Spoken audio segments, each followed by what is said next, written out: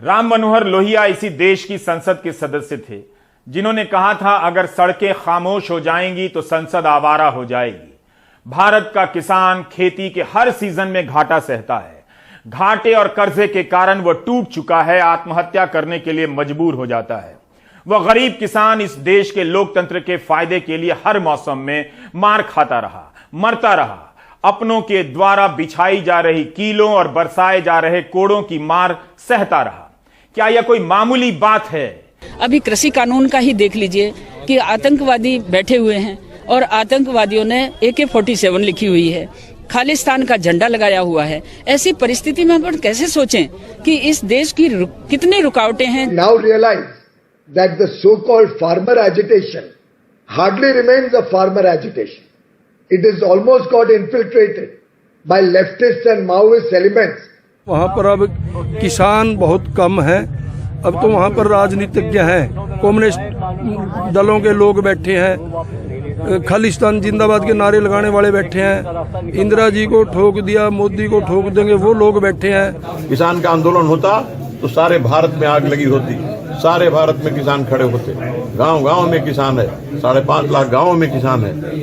ये किसान आंदोलन नहीं है, ये दलालों का आंदोलन है। इन भाषणों को याद करना चाहिए, याद रखना चाहिए। प्रधानमंत्री जिस समय कह रहे थे कि वे किसानों से सिर्फ एक फोन कॉल की दूरी पर हैं, उसी समय किसानों की राह में कीलें बिछाई जा रही थीं। मिस्ड कॉल से बीजेपी दुनिया की सबसे बड़ी पार्टी बन गई, लेकिन आज तक किसानों के फोन पर प्रधानमंत्री का मिस्ड कॉल नहीं आया, आज भी नहीं आया। अंग्रेजों ने हाथ और पांव में बेड़ियां पहनाई, लेकिन आजाद भारत की सरकार ने कीले गाड़ दी ताकि किसानों के पांव ठहर जाएं। भारत का किसान जो हर दिन अपने खेतों से कांटे निकालता रहता है, सरकार के बिछाए इन कांटों को झेल गया। प्रधानमंत्री किसानों को समझ नहीं रहे थे, बल्कि अपनी ताकत समझा रहे थे कि सरकार चाहे तो ऐसा ऐसा कर सकती है। किसानों के दिल्ली आने के रास्ते में बड़े बड़े बोल्डर लगा दिए गए, कंटेनर लगा दिए गए ताकि उसे पार कर किसान दिल्ली ना आ सके। किसानों को दिल्ली आने नहीं दिया गया। सुभाष चंद्र बोस का नारा था दिल्ली चलो। जब यह नारा किसानों का हुआ तो दिल्ली वाली सरकार को खटक गया। मैं दिल्ली के लोगों की भी बात कर रहा हूं जो साल भर ट्रैफिक जाम में रहते हैं, लेकिन किसानों के कारण ट्रैफिक का जाम सबसे ज्यादा खटकने लगा। किसानों ने देख लिया कि लोकतंत्र का रास्ता जाम कर दिया गया है। आज किसानों ने जाम से परेशान इस लोकतंत्र का एक छोटा सा रास्ता खोल दिया है।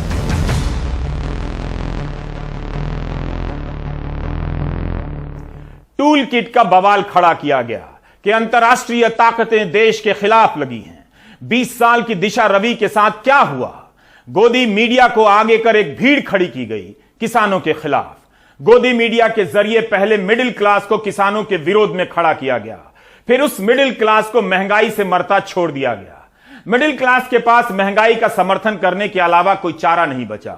वो किसानों के पास जाता भी तो किस मुंह से जाता? क्या प्रधानमंत्री और गृहमंत्री ने यह वीडियो देखकर तब किसानों को नहीं समझा होगा, जब उनके मंत्री की जीप इन किसानों को कुचल रही थी और गोदी मीडिया के जरिए देश की जनता को झूठ परोसा जा रहा था कि किसान हिंसक थे? तभी यह वीडियो आया जिसमें आप गृह मंत्रालय की लाल कालीन पर गृह राज्य मंत्री अजय मिश्रा को इस तरह चलकर जाते हुए देखते रहे, जैसे जीप से कुचलने के बाद इस कालीन पर आहत किसानों की आत्मा रौंदी जा रही थी। जिस दरवाजे पर यह वीडियो खत्म होता है वह गृह मंत्री अमित शाह का कमरा है। मंत्री जी लगातार सवाल। क्या प्रधानमंत्री ने अपने मंत्री अजय मिश्रा के उस बयान को नहीं सुना होगा जिसमें वो कह रहे थे कि 2 मिनट लगेगा यहां से खाली करा देने में? सुधर जाओ, नहीं तो सामना करवा के हम आपको सुधार देंगे। 2 मिनट लगेगा केवल। अगर किसानों के प्रति नीयत होती, नीयत में पवित्रता होती, तो इतना सब होने के बाद भी अजय मिश्रा मंत्री पद पर नहीं रहते, जिनका बेटा इस केस में जेल में है किसानों के मारने के जुर्म में, आरोप में। और सुप्रीम कोर्ट हर सुनवाई में फटकार लगा रहा है कि बचाने की कोशिश हो रही है।